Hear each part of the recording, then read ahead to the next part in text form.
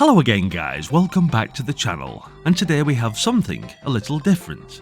Before we get into this properly, I'll say it straight. I'm trying to look at this as neutrally as I can. Yes, this is a Commodore channel, so we all know where my loyalties sit, but I'm not here to spend 15 minutes having a go at the Spectrum. Because if you grew up with one, you already know what it could do, and more importantly, what it couldn't. And if you didn't, well, you definitely didn't miss out on those loading screens. That said, there's been a steady drumbeat in the comments, people pointing out that some of these games were actually better on the Spectrum. And after hearing that enough times, you start to wonder if there's something in it, or if it's just nostalgia doing what nostalgia does best. Here's some Spectrum-built games that the C64 followed. The game is born on the ZX Spectrum. The designer has lived and breathed the Z80 chip, worked around what it can and can't do, and shaped every single pixel around what that little rubber-keyed machine could actually do.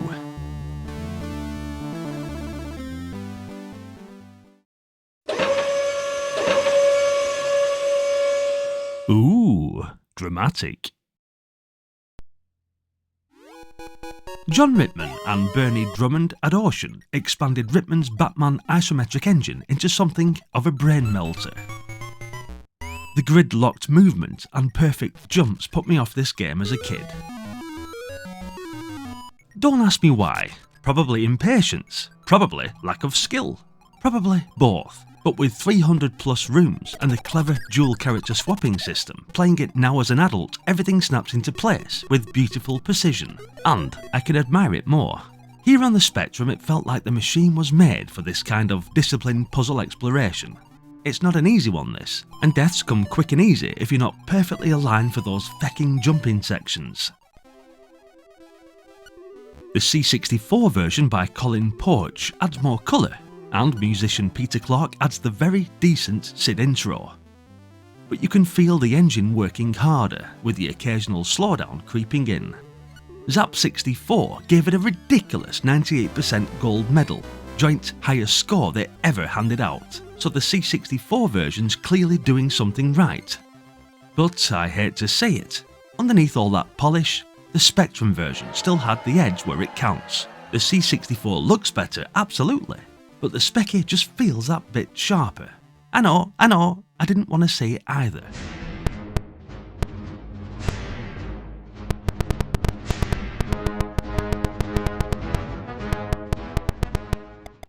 Next up is Skool Daze, and Microsphere's David Reedy created something special. A living school where teachers patrol, lessons start on time, bells ring, and every pupil has their own routine, whether you're causing havoc or not. Punching people, writing on blackboards, or just dodging the headmaster while the rest of the school carries on around you. It's chaotic, funny, and strangely alive. What I genuinely thought was a bug on my version of the game obviously wasn't. Or was it actually just an oversight? Because this is ridiculous. I'm getting lines here for something I can't avoid, as there aren't enough seats in the classroom.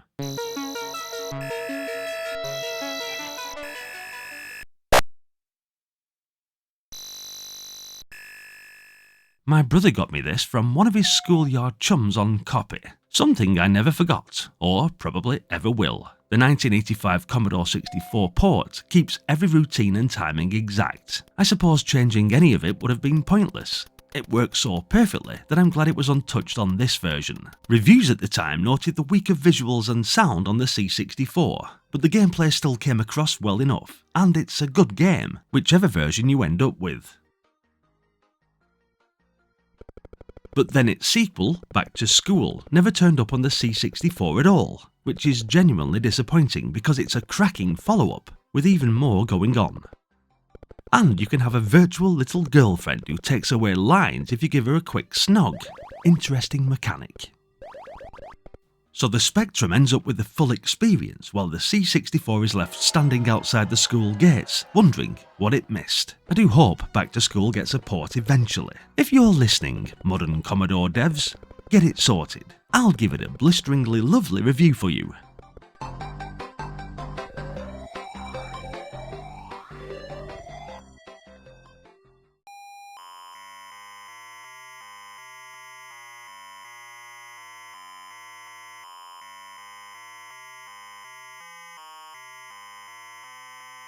Matthew Smith's one-man masterpiece, 20 caverns of pure timing torture, fixed screens, enemies on set patrols, jumps you have to learn to the exact perfect bloody pixel, and that legendary Monty Python boot squashing you when you run out of lives.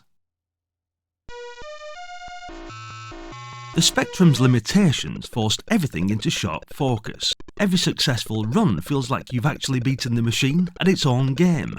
And the music, it starts off noticeable, then quietly disappears into the background like it's realised you've got bigger problems to deal with. The C64 version by Chris Lancaster sticks rigidly to the original timings. It doesn't really have a choice. The SID version of the music is nicer, definitely a bit richer, smoother. Nescafe Gold Blend. Richer, smoother, Nescafe Gold Blend. I have no idea what just happened. The Spectrum original still wins for that raw, slightly nerve-wracking precision. I noticed that when playing this on a live stream, I was getting killed with what can only be perceived as a hidden hitbox. It was annoying. So it wasn't polished up perfectly on the port. Unless my copy of the game was dodgy. I don't know. I suppose even today many players call the specky version the definitive one. That's because it was. Really?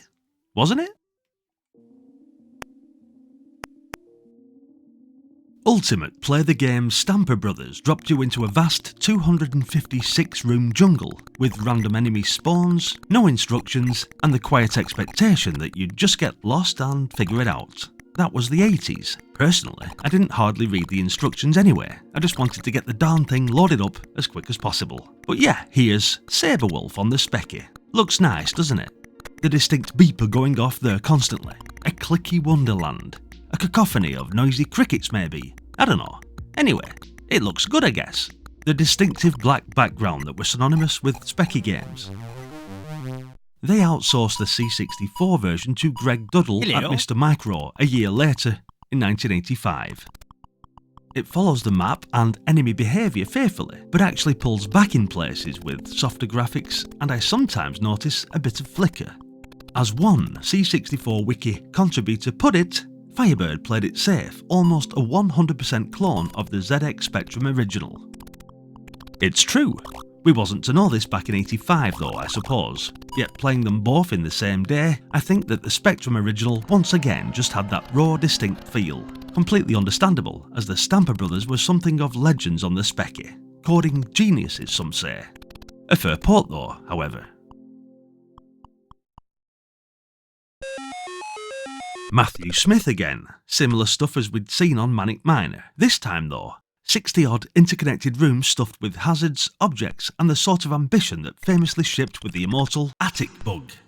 The one that made completion impossible until patches arrived. One thing I never really understand, is he just bouncing around in his Y-fronts, wearing nothing but a top hat? Or is he completely naked?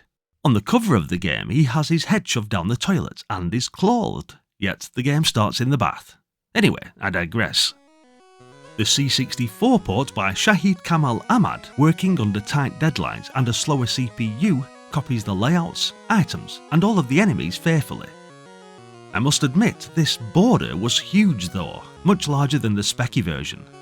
Shahid himself later said it was one of the highest profiled gigs of the era, but done under serious time pressure. No grand redesign, just a preservation of the glorious shambles. The Spectrum version again probably wins here. In retrospect, probably due to that massive border on the Commodore. The Spectrum version still sounds like a doorbell that's running low on batteries. Sorry, Specky fans.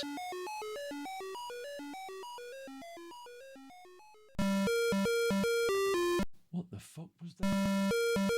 Clive Townsend at Jarrell delivered what I used to think was some sort of early stealth game, before I realised that was mostly just me making it up as I went along, because there's no actual stealth system here, no visibility meter, no hiding in shadows, no guard suddenly losing interest because you stood still for 3 seconds, nothing like that. But as a kid, I played it like there was.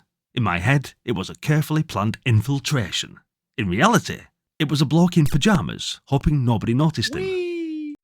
Sneaking through the base, watching patrols, carefully timing jumps, convincing myself I was being incredibly tactical, when in reality I was just hoping I didn't get battered to death or bitten by those doggies and have to start the whole thing again. Alright, so maybe it's not quite the slow, methodical stealth experience I remember it being, but back then, in my head, it absolutely was. I could get completely lost in it.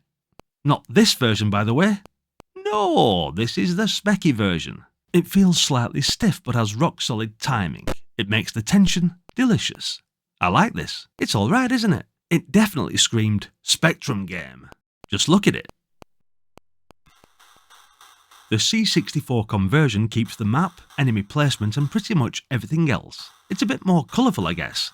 It could have been flashier. It wisely chose not to be.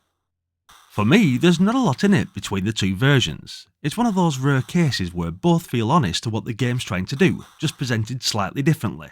And I do still like this game. It's one of those you keep coming back to. But yes, the Commodore just edges it for me. Then there's the sequel, which I won't show, but it actually expands on this original quite a bit. You play as Nina, the sister of this original Saboteur, dropping in by hand glider and working your way through a much larger, more open complex, which will definitely leave you wondering if you're progressing or just getting lost more efficiently than this game. There's more going on though, so definitely check them both out if you get the chance. Commodore 64 versions, naturally.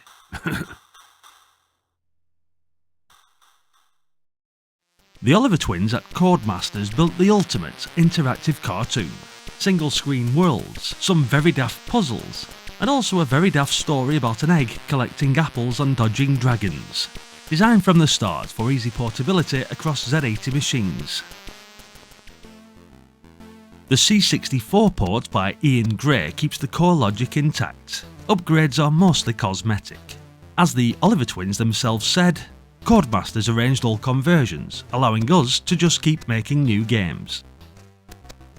The Spectrum version does have that perfect, lightweight, exciting playability. Jesus, I hate egg jokes, but if I had to be completely honest with myself, I'm going to have to go with the C64 port on this occasion. I think the music alone just nicks it, and the graphics were prettier on the Commodore. These were designed across systems or adapted deliberately. No lead machine. The design was shared. These aren't Spectrum games being squeezed or squashed or adapted onto the C64, nor the other way around. These were built from day one to live happily on both machines. Different code, different logic, shared soul. Odin Computer Graphics from Steve Wetherill and the team created flick-screen caverns with identical progression, and that brilliant mold-digging mechanic that had to work the same everywhere. Influenced by Ultimate but made with shared code in mind, the C64 version doesn't try to dazzle. It keeps the visual restraint because clarity is the whole point. Both versions deliver a steady, satisfying puzzle-solving experience without either machine showing off too much.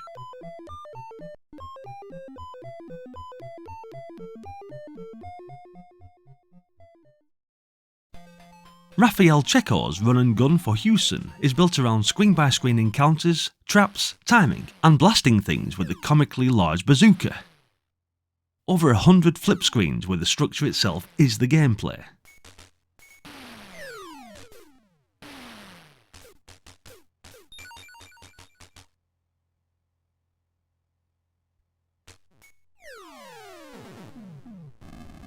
Nick Jones's C64 conversion sticks to the same rhythm and pacing. It adds decent colour and a solid SID track.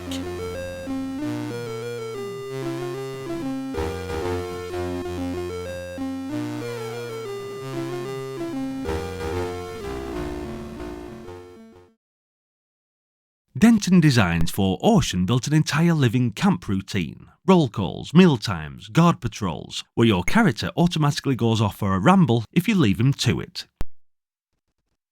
It's less arcade, more quiet observation and planning how to get out of this place.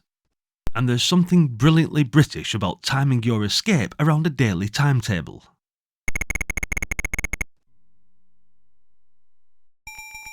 The C64 version by Trevor Innes ports the underlying system rather than the graphics. Many people at the time, and still probably do, prefer the Spectrum version, because the system-heavy design simply felt more natural there. I mean, it's a game that's mostly a black screen and has very minimal sound. wasn't that the majority of specky games anyway? Jokes, jokes, jokes, jokes, jokes.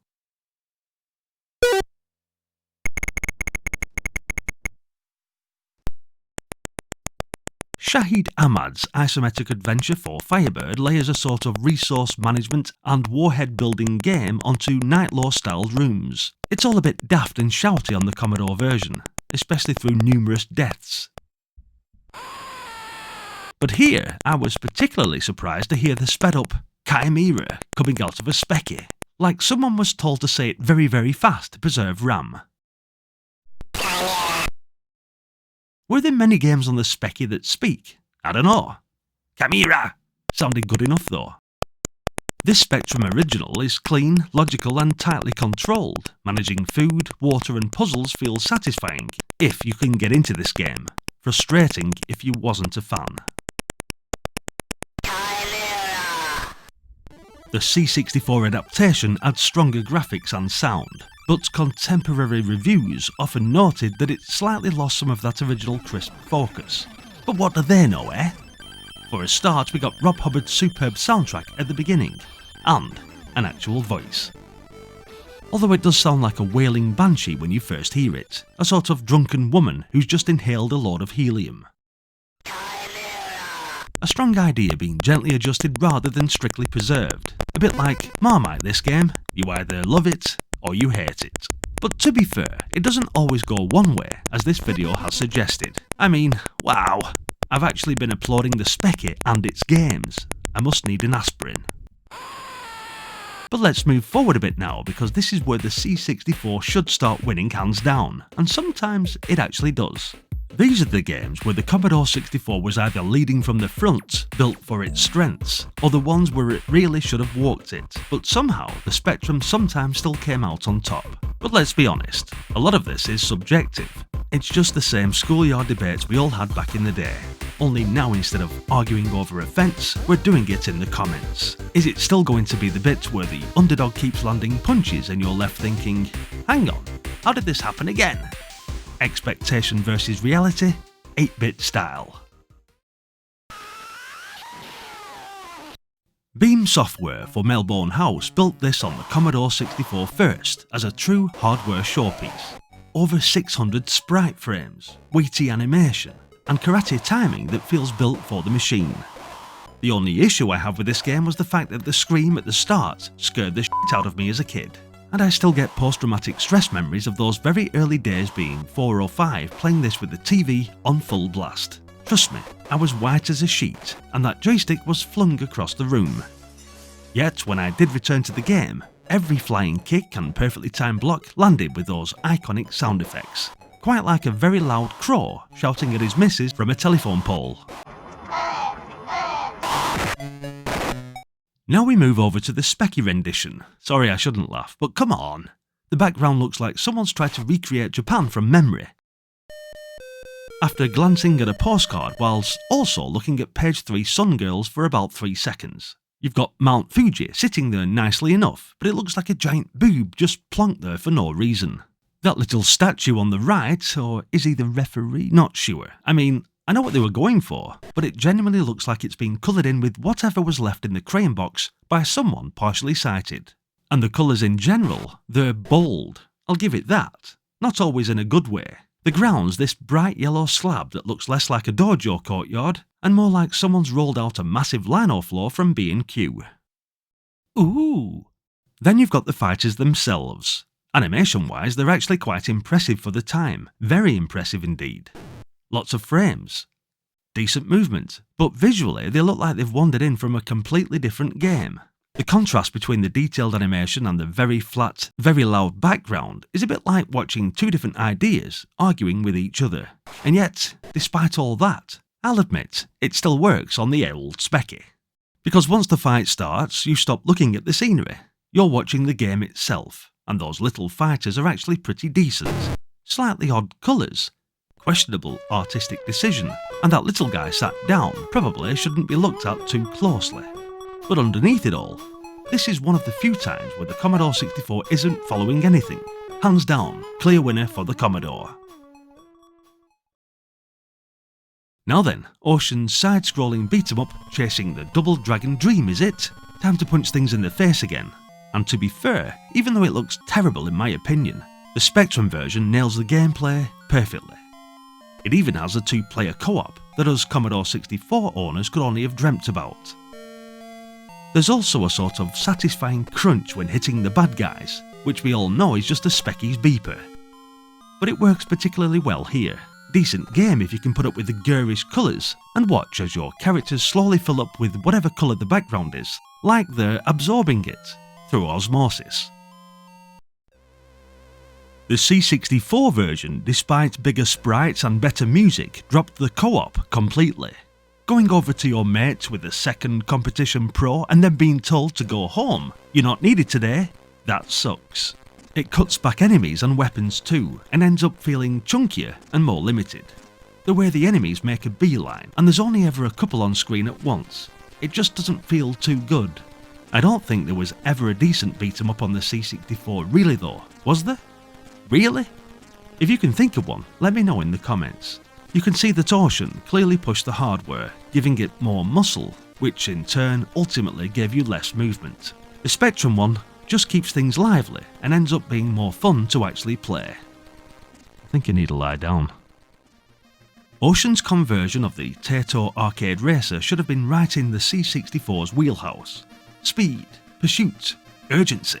And yet, somehow, the Spectrum version ends up delivering that sense of velocity and responsive handling better.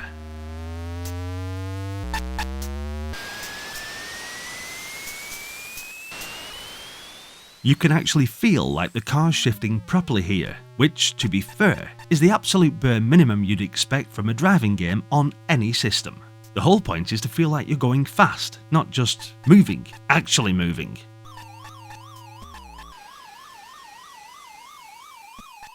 Because if your high-speed police chase feels slower than someone's nan heading to the shops with a Zimmer frame, something's gone a bit wrong during the development.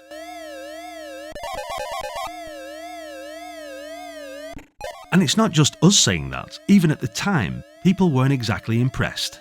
Reviews regularly called out the lack of speed, with one describing it as having almost no sense of speed at all, which for a high-speed police chase game is not ideal. Instead of tearing after criminals, it feels like you're politely following them, hoping they might pull over out of sympathy. The frame rate, as you can see, is really struggling. Now we know the C64 can handle this. It's just the coding is off somewhere. The steering feels like you're dragging the car through treacle, and everything just sort of lumbers along. One review even compared it to a PowerPoint presentation, which is probably not the comparison Ocean were going for. The original arcade game was built around urgency. I really love the arcade game too. Sirens blurring, time ticking down, that constant pressure to catch up. But if the speed isn't there, the absolute fundamental of the game, well, the entire illusion collapses. You're not in a high-speed pursuit, you're in a mildly inconvenient drive along a country road, trying to find the perfect picnic spot. Even back then, people were saying the controls felt awkward, the handling sluggish, and the whole thing just didn't come together properly. Which is mad, because the C64 absolutely could do this sort of thing. It just didn't here. Meanwhile, the Spectrum version, the one you'd expect to struggle, somehow keeps that sense of urgency intact. It feels quicker, sharper, more immediate. Not because it's technically superior, but because it understands what the game actually needs. So you end up in this strange situation where the machine with more power gives you less of the thing that matters most. Sometimes it's not the size, it's how you use it. Trust me, I've been told. Ocean's blockbuster based on the Data East arcade didn't just sell well, it absolutely took over. The Spectrum version ended up as the best-selling game of 1989 in the UK, hanging around in the charts for over a year and a half, refusing to leave like that bloody Bryan Adams song that seemed to be #1 for about half of my childhood. Look into my eyes, you'll see. Anyway, crisp scrolling, clean animation, all very well put together, but it's a bit flat, isn't it? Dead or alive, you're coming with me. and apparently you're coming with him in exactly the same shade as everything else on screen. The C64 version has a brilliant Jonathan Dunn soundtrack and stronger presentation, but it does suffer from awkward controls, the odd artificial difficulty spike, and a few bugs. All of which, yes, I'm fully aware of before anyone rushes to tell me again.